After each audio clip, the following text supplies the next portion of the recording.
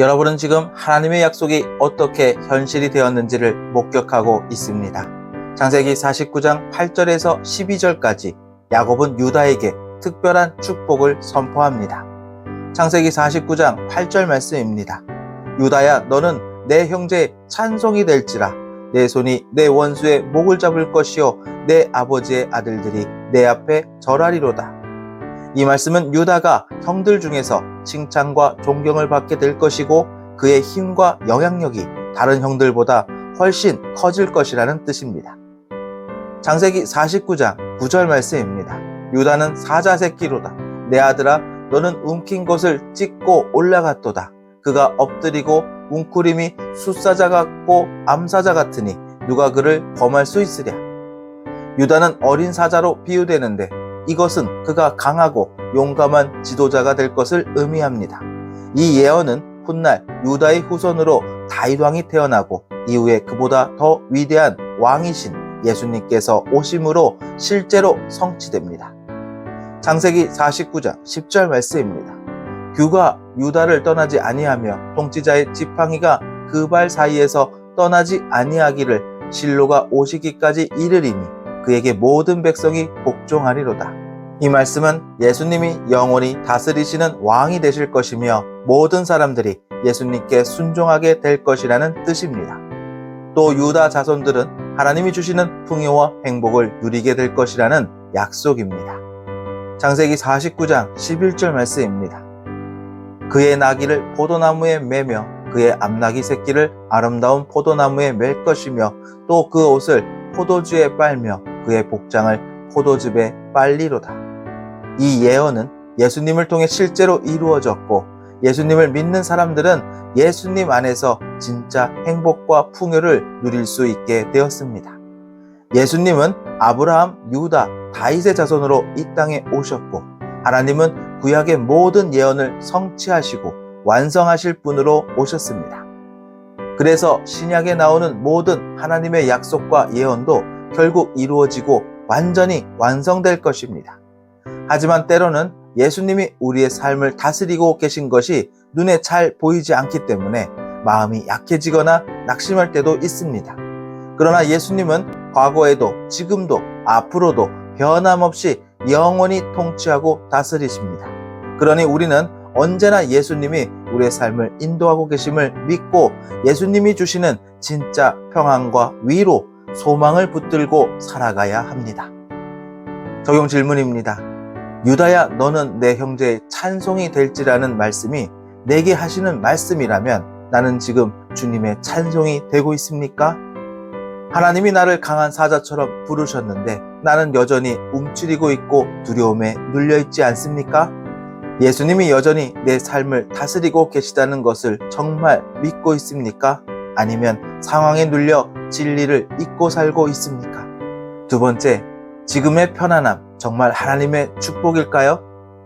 여러분은 지금 왜 하나님께서 여러분의 삶에 부족함이나 자금을 허락하셨는지 깊이 생각해 본 적이 있습니까?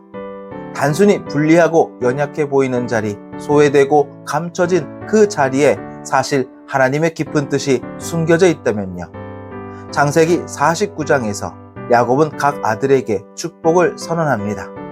스불론은 아셀과 므낫세 사이에 끼인 애매한 위치에 있지만 지중해를 접한 풍요로운 땅을 얻게 됩니다. 창세기 49장 13절 말씀입니다.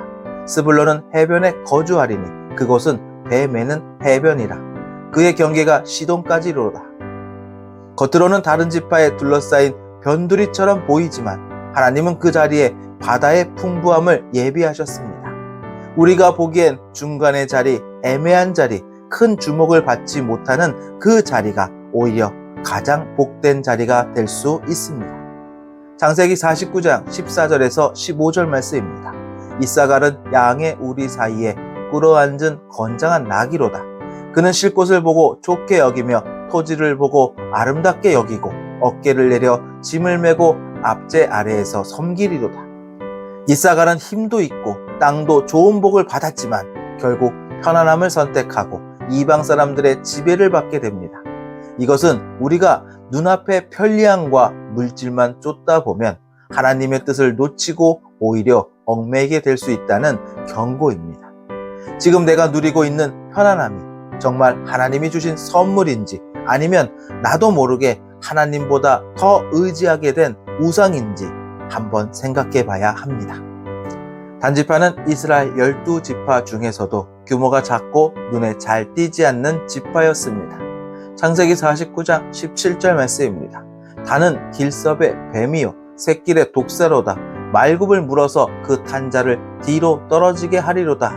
다는 그 작고 연약한 모습으로도 원수를 무너뜨릴 수 있는 하나님의 도구가 됩니다. 여러분은 지금 자신이 부족하고 별로 중요하지 않다고 느끼십니까? 그래서 하나님이 나 같은 사람은 안 쓰실 거라고 생각하십니까? 하지만 하나님은 오히려 그런 작고 연약한 사람을 통해 일하십니다.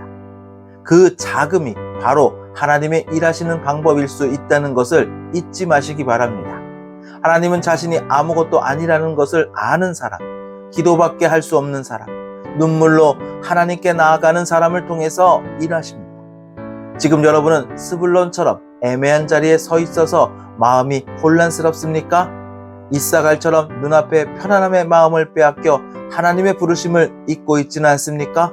아니면 단처럼 작고 보잘것없는 자신을 보며 낙심하고 있지는 않습니까? 기억하십시오. 하나님은 각 사람에게 합당한 분량을 주셨습니다. 베드로전서 4장 10절 말씀입니다. 각각 은사를 받은 대로 하나님의 여러 가지 은혜를 맡은 선한 청지기 같이 서로 봉사하라. 하나님이 지금 여러분에게 허락하신 그 상황, 그 환경, 그 자리, 그것이 가장 선한 자리입니다. 부족해 보이는 그 순간에 하나님은 때를 따라 도우시고 풍족할 때에는 교만하지 않도록 겸손의 시험을 허락하십니다. 하나님은 실패와 고통을 통해 여러분을 깨우치시고 자금과 침묵 속에서 하나님만 바라보게 하십니다. 왜냐하면 하나님은 여러분의 성공이 아니라 여러분의 믿음을 통해 영광받기 원하시기 때문입니다. 그래서 우리는 감사해야 합니다. 지금이 어떤 자리든 어떤 처지든 그 모든 것이 하나님의 주권 아래 있다는 사실을 믿어야 합니다.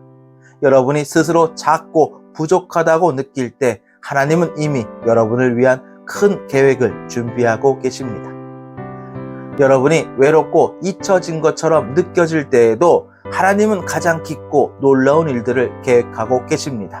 그래서 불평하거나 낙심하지 말고 믿음으로 하나님을 바라보며 기도와 감사로 나아가야 합니다. 왜냐하면 지금 이 순간도 여러분은 하나님의 계획 안에서 살아가고 있기 때문입니다. 하나님의 계획에는 실수도 없고 잘못된 것도 없으며 헛된 순간도 없습니다. 하나님은 언제나 여러분에게 가장 좋은 길로 인도하고 계십니다. 그러니 지금 이 순간이 하나님의 뜻 안에 있다는 것을 믿으십시오. 마음이 흔들릴 때에도 하나님을 신뢰하세요. 왜냐하면 여러분의 그 믿음을 통해서 하나님은 지금도 세상을 바꾸고 계시기 때문입니다. 적용 질문입니다. 지금 내가 서 있는 이 자리가 사람들 눈엔 작고 초라해 보여도 하나님께는 귀한 자리임을 믿고 있습니까? 나는 지금 하나님이 주신 편안함을 감사하며 주님께 더 가까이 가고 있습니까? 아니면 그 편안함에 안주하며 하나님을 잊고 살고 있진 않습니까? 세 번째, 지금 여러분의 상황은 불리해 보입니까? 여러분은 지금 너무 멀리 떨어진 곳에 있는 것처럼 느껴지지 않습니까? 기회는 늘 남의 목 같고 현실은 벽처럼 단단합니까? 하지만 성경은 분명히 말합니다. 하나님은 불리한 자리, 소외된 자리, 아무도 주목하지 않는 그 자리에서 기적을 시작하십니다. 갓지파는 요단 동쪽 약속의 중심에서 다소 벗어난 땅을 받았지만 여호수아 13장에 따르면 오히려 적을 추격하고 승리하는 용맹한 자들이 됩니다. 갓은 쫓기는 자가 아니라 쫓는 자가 되었습니다. 하나님이 주신 자리는 때론 외딴 곳일 수 있습니다. 그러나 중요한 건 어디가 아니라 누가 함께 하시는가입니다. 하나님이 함께 하신다면 지금 여러분이 있는 그 자리도 앞으로 나아갈 수 있는 출발점이 될 수 있습니다. 아셀 지파는 지중해 가까운 기름진 땅을 받아서 풍성한 곡식을 거두고 왕에게 바치게 됩니다. 처음엔 별로 특별해 보이지 않던 땅이 하나님의 손에 의해 귀한 자리로 바뀐 것입니다. 이것이 바로 하나님이 일하시는 방법입니다. 납달리 지파는 갈릴리 북쪽 외진 산속에 자리 잡았지만 야곱의 예언처럼 빠르고 아름다운 암사슴처럼 좋은 소식을 빠르게 전하는 사람이 됩니다. 외롭고 멀리 떨어진 그곳이 오히려 하나님이 기쁜 소식을 전하게 하신 자리였습니다. 하나님은 지금 여러분이 있는 자리를 바꾸셔서 귀하게 사용하길 원하십니다. 여러분은 지금 어떤 자리에 있습니까? 사람들의 눈에는 잘 보이지 않고 인정도 받지 못하고 아무도 관심 주지 않는 그런 자리에서 머물고 있지 않습니까? 그렇다면 잘 들으세요. 하나님은 항상 가장 낮고 작아 보이는 자리에서 가장 놀라운 일을 시작하십니다.